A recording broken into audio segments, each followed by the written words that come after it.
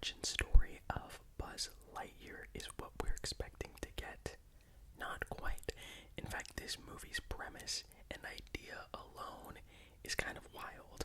So basically, Lightyear, the film that we are watching, is the same film that Andy saw in the theaters in 1995, which inspired him to get the toy. So basically, it's an origin story to the toy that Andy gets, which in a weird way is basically we are watching an animated live-action movie because if Andy and that whole world is animated, then that means then that's a live action to them. So what we're seeing is literally like a camera crew filming. Okay, anyway, this film was something that I didn't feel was absolutely necessary whatsoever. I thought with Toy Story 4 having been released, and when I was getting ready to watch that film, I rewatched all of the Toy Story films, and they are all incredible. I thought Toy Story 4, hot take, was a better close and finality than Toy Story 3. It wrapped up everything. So when I heard that this movie was coming out, I was very skeptical, but it's Pixar. They are the top dog in animation for a reason. So let me say this, within the first 30 minutes, I would say arguably the first third or fourth quarter of the movie, I was prepared to have my expectations floored. It set itself up to be one of the most engaging Pixar films yet. It really does focus on the driven aspect of isolation and the push that Buzz feels, but also the loss and sacrifices he has to make.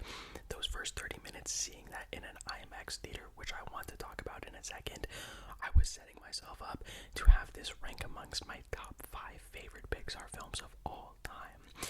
And that's not to say what remained was bad. It just takes this idea, this really unique concept of a movie being set within the 90s, and it doesn't really do much with it.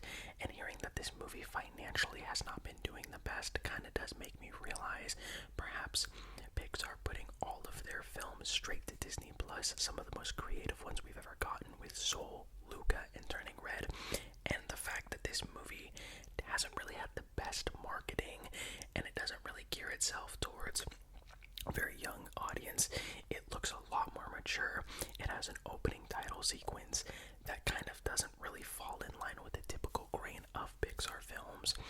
And I'll say it has a bit of an identity crisis. I had a lot of fun, needless to say. It is a gorgeously animated film, but that's Pixar. It's a standard that we are most notably. I will also say though, Chris Evans as not only Buzz Lightyear, but an animated voice actor was something I never knew I needed, but he really packs a punch in a lot of the moments comedically and emotionally.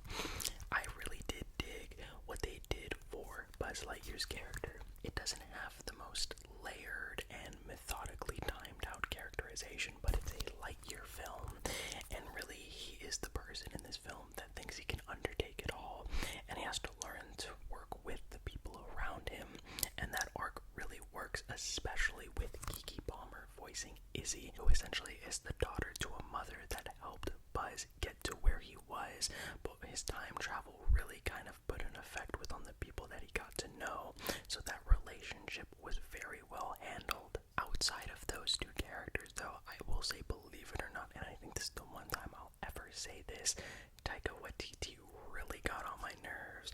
His character really wasn't given much to do along with their other sidekick in the group. It really came down to a Buzz Lightyear film with Izzy, played by Keke Palmer, and outside of them, I found the other two characters to be kind of flat. Like, when reviewing this movie and doing my research, I had to look up the characters' names. I couldn't even remember, and that's kind of disappointing because in Pixar films, most often, all the characters really have a point to be there.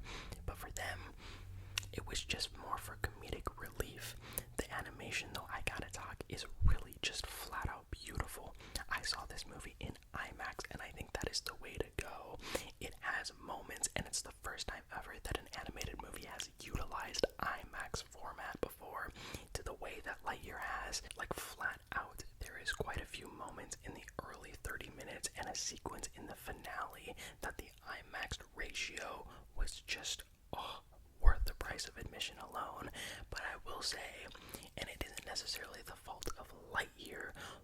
as it is Pixar.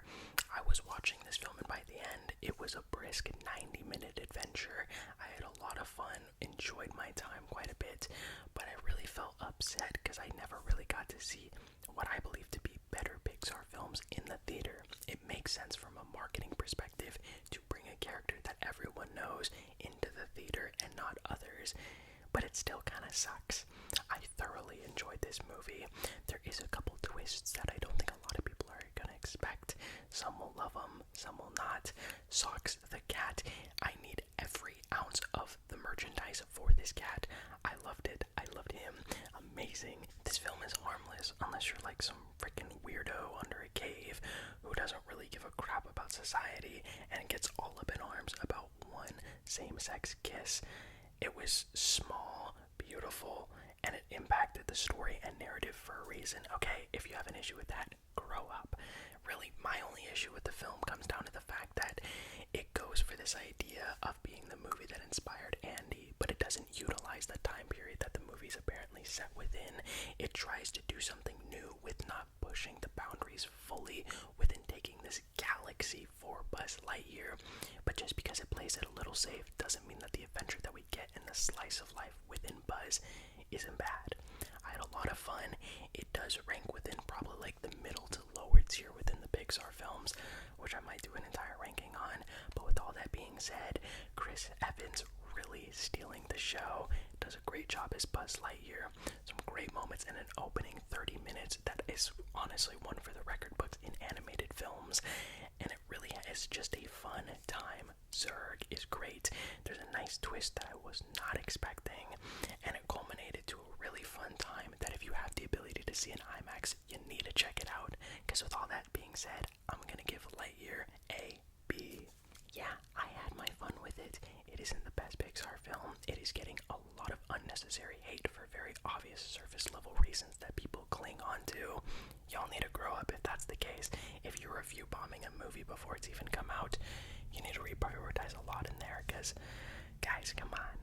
But I'm really excited because I have a very big video planned for a Pixar ranking where I talk about all the Pixar films ranks from worst to best. Stay tuned for that, guys. Thank you so much for the support, and as always, remember to take life one